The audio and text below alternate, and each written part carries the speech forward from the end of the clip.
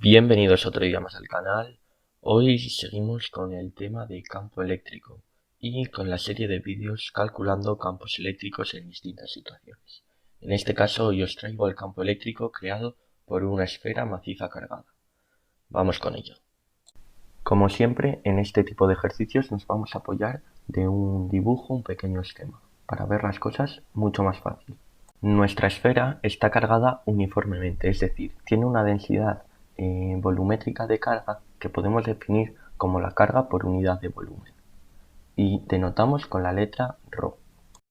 Vamos a abordar nuestro problema en dos situaciones, una en el exterior y otra en el interior de la esfera. Comenzamos por ver qué pasa en el exterior de la esfera.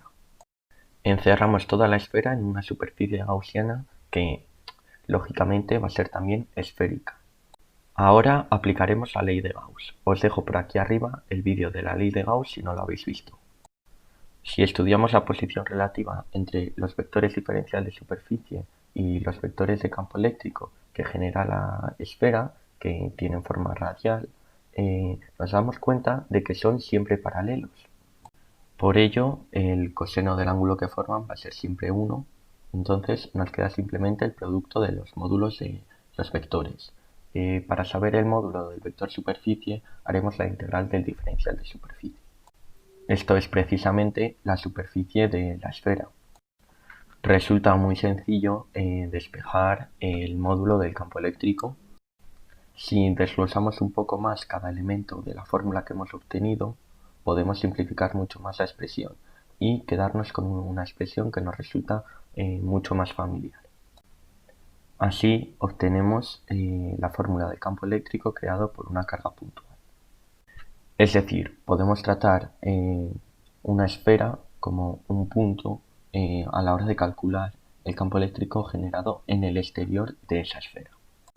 Veamos ahora qué sucede en el interior de la esfera. Vamos a encerrar con una superficie gaussiana una porción del interior de la esfera. La superficie gaussiana va a ser otra esfera que va a ser concéntrica a la esfera que estamos estudiando. Si nos fijamos, parte de la carga se está quedando fuera de la superficie gaussiana, por la que no la vamos a tener en cuenta a la hora de realizar los cálculos. Teóricamente, esta carga ejerce un campo eléctrico hacia el interior de la esfera que se anulará con una parte del campo eléctrico que ejerce la parte interna de la esfera. También se compensa con las cargas que están situadas en el lado opuesto de la esfera, que crean un campo eléctrico en el sentido contrario. Pero bueno, aunque verlo así pueda resultar un poco complicado, es mucho más sencillo que todo esto. El campo eléctrico resultante va a terminar siendo radial, igual que sucedía en el caso anterior, y como es bastante lógico. Aquí tenemos que tener en cuenta dos conceptos, la carga que tiene la esfera y la carga que encierra la superficie gaussiana. La relación carga encerrada entre el volumen que encierra la superficie gaussiana tiene que ser igual a la carga total entre el volumen total de la esfera, es decir, a la densidad volumétrica de carga de la que hablábamos previamente. Es bastante sencillo encontrar una expresión para la carga que encierra la superficie gaussiana. Una vez hallada esta expresión, expresamos los volúmenes con la fórmula del volumen de una esfera, 4/3 de pi por r cubo. Aquí hay que tener mucho cuidado con dos tipos de radio. R mayúscula va a ser siempre el radio total de la esfera con la que estamos trabajando, mientras que R minúscula va a hacer referencia al radio de la superficie gaussiana, es decir, la distancia al centro del punto en el que estamos midiendo el campo eléctrico.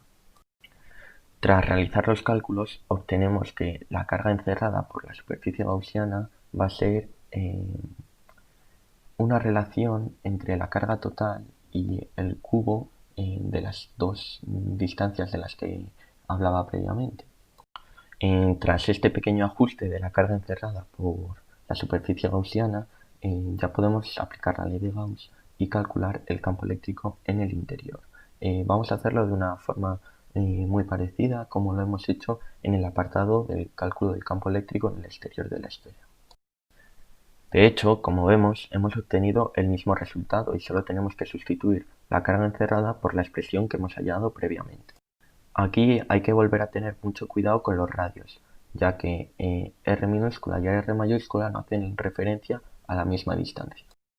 Como tenemos la distancia al punto en el que estamos calculando el campo eléctrico arriba al cubo y abajo al cuadrado, nos va a quedar arriba tal cual, sin elevarse a nada. Y con esto ya hemos obtenido la expresión para el campo eléctrico en el interior de una esfera.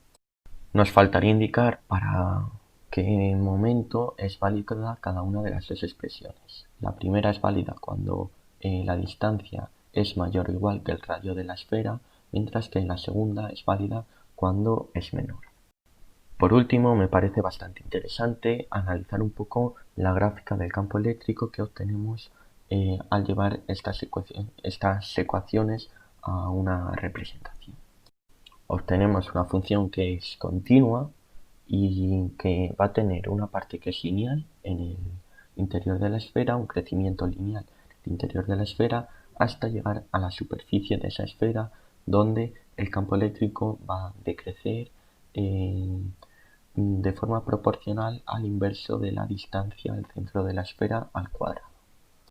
Con esto terminamos el vídeo de hoy, espero que lo hayáis entendido, que os haya gustado, darle like si es así y no olvidéis suscribiros para no perderos más vídeos como este.